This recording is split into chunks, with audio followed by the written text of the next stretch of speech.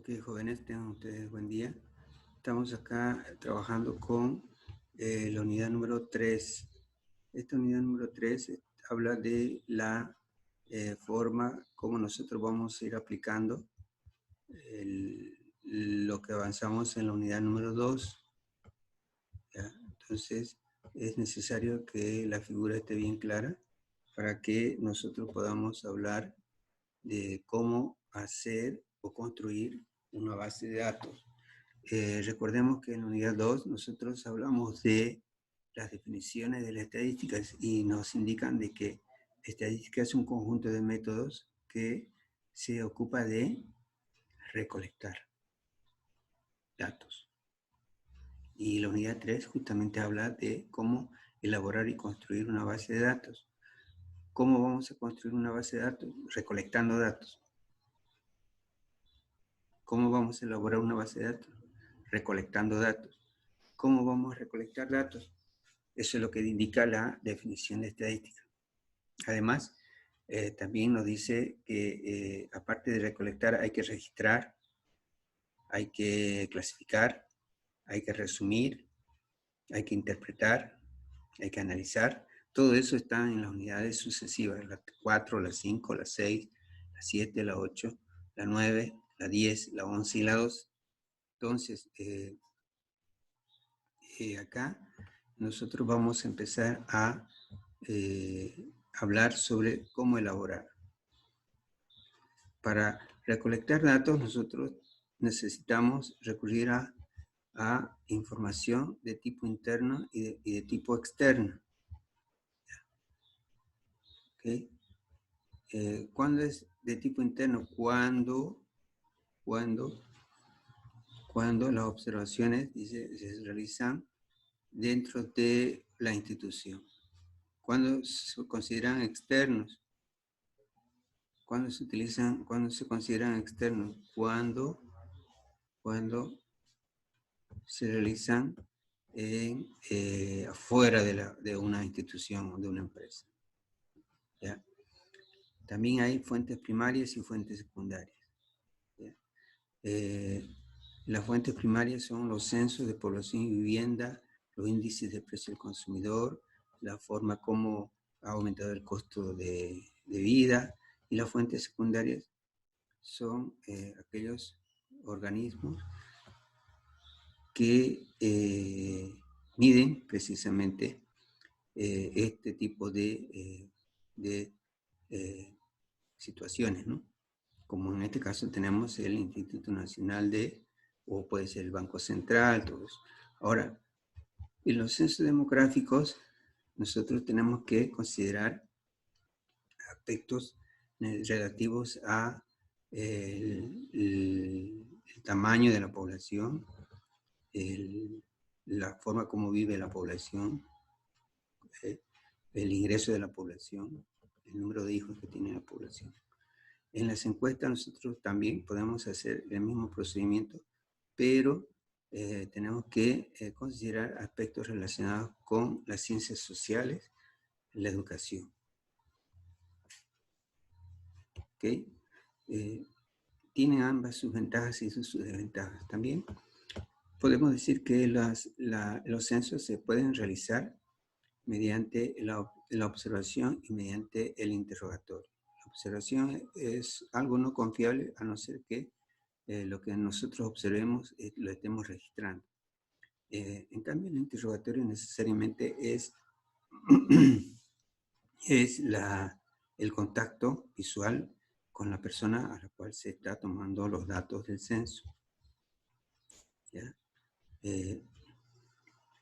Más abajo tenemos aquí las encuestas. Las encuestas no las vamos a hacer hoy en esta unidad, las hacemos en la unidad 8 ahí.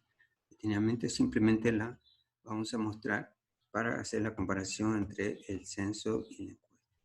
Dice que el censo de población se llama al proceso de recolectar, completar y publicar datos demográficos, económicos y sociales pertenecen a un tiempo específico y datos de todas las personas en una zona geográfica o un territorio determinado.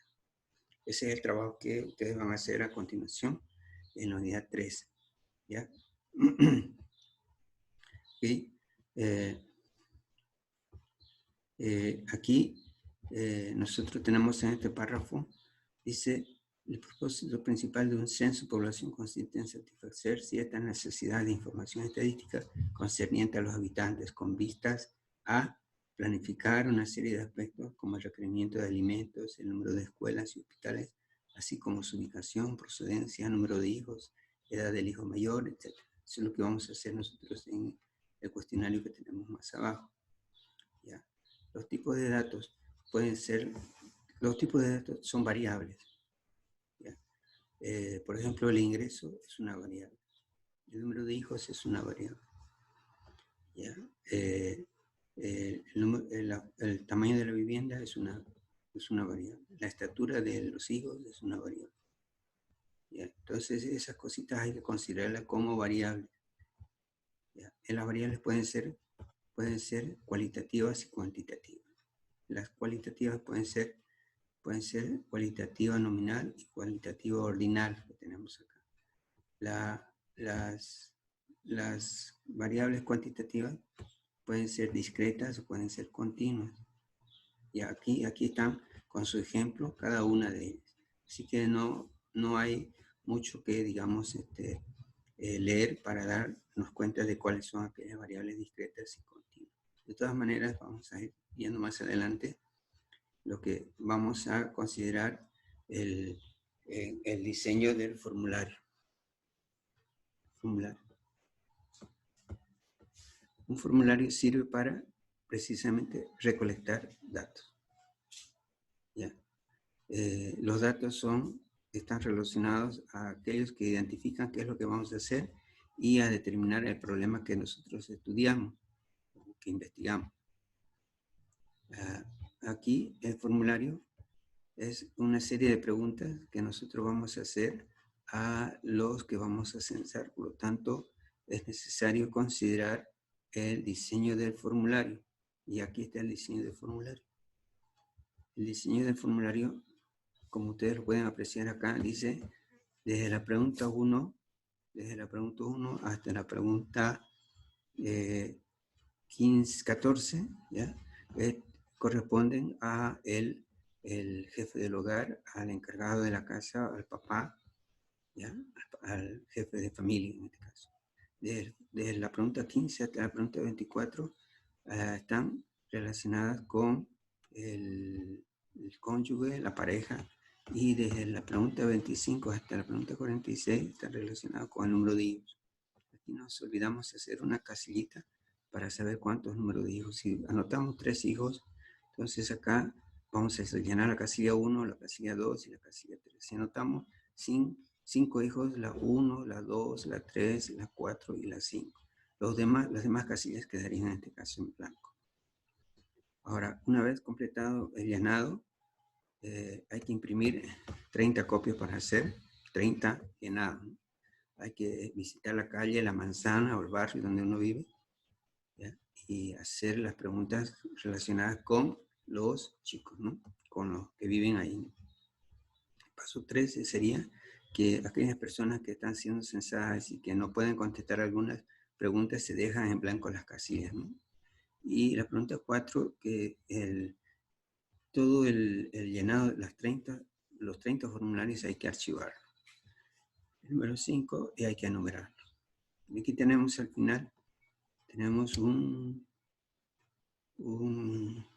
formulario lleno, ¿no?